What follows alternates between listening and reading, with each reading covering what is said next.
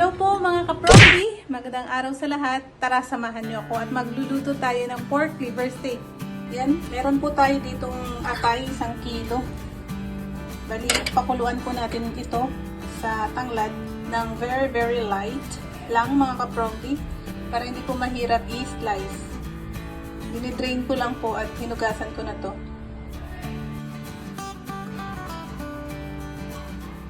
Ayan na po, papalamigin lang natin at isa-slice. Tatanggalin ko po itong tanglad. Parang ano lang, mga 5 minutes ko lang siya niluto. Or 5 minutes ko lang po siya pinakuluan. Mabilisan lang. Kasi pag sobrang tagal naman po yung atay na pinakuluan, titigas. Kasi lulutuin ko pa po siya ulit.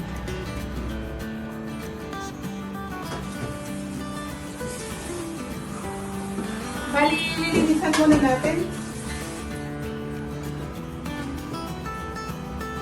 Namili ko pong mga pechay tsaka bok choy ay lilinisan natin, hugasan.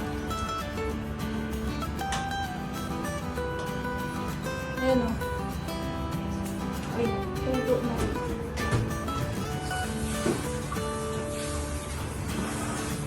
Pag may available sa palengke ng mga bok choy, ayan po, bumibili talaga ako ng bok choy mga kapromdi, yung parang pechay din. Dahil sinaside dish ko lang siya minsan. Masarap siya kainin. Yung steam lang. Steam lang siya mga kapromdi, masarap siya kainin. Ito yung bok choy. Ito naman yung pechay. So magkaiba po yung bok choy tsaka pechay po. Ito na green talaga siya. At medyo curved yun dito. Yung pechay naman puti. Yan, puti yung stem. At yung curve niya dito mas mahaba. Pagdating sa dahon, mas bilog to. Tataba. Sa pechay naman, malapad.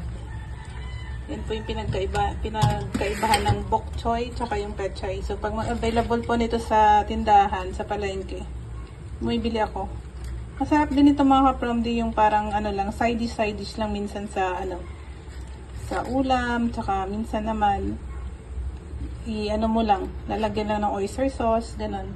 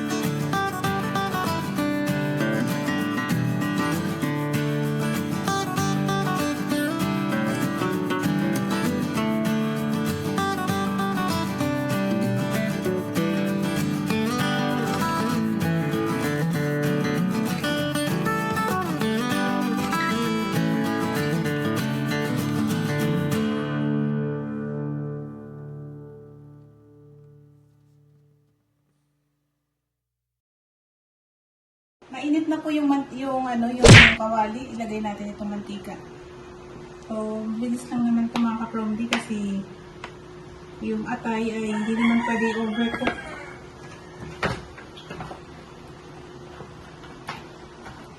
Lalagyan natin mamaya ng kalamansi, pang paasim.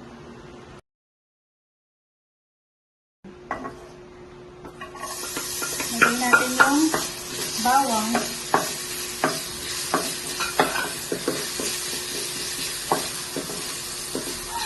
Ang amoy ng bawang. Napakabango. Tapos, sunod natin to, siyempre yung sibuyas.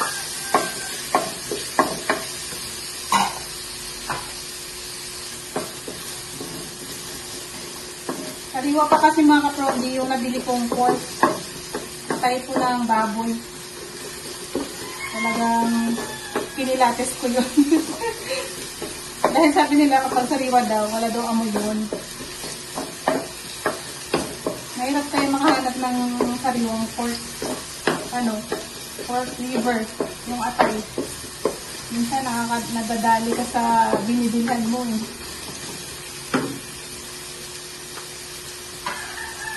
Yan, nilang natin muna dyan. Yan na po.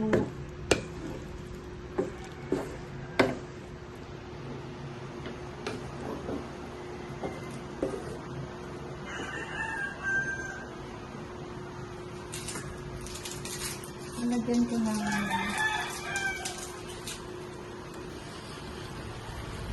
lagyan po natin ng nor cubes at syempre paminta. Padagdag ng ang padagdag po ng lasa.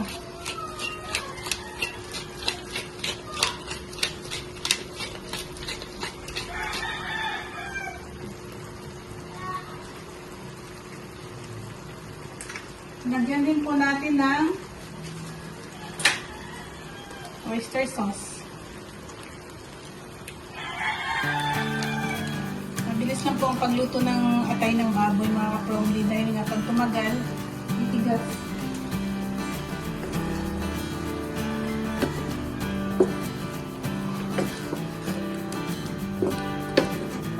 Liver steak. So kami nakaulam nito. Bihirang-bihira. Slice tayo nitong puting sibuyas. Malalaking slice para patong natin. Toppings natin dun sa ating atay. At saka patakan natin ng kalamansi.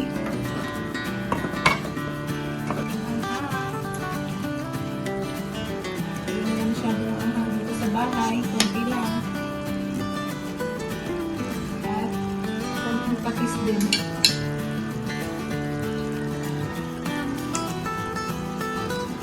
Lagyan natin na patakan po natin mga kapromdi ng kalamansi. Lagyan natin ng patak. Para mag-balance po yung lasa. Yung tamis sa kaasim. Masarap din ito. Lagyan ko rin po ng konting anghang.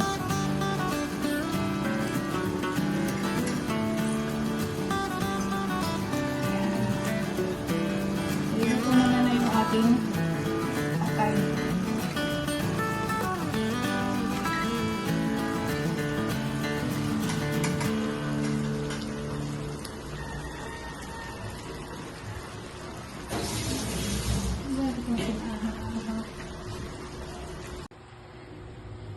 Ayan, kain po tayo mga kapromdi.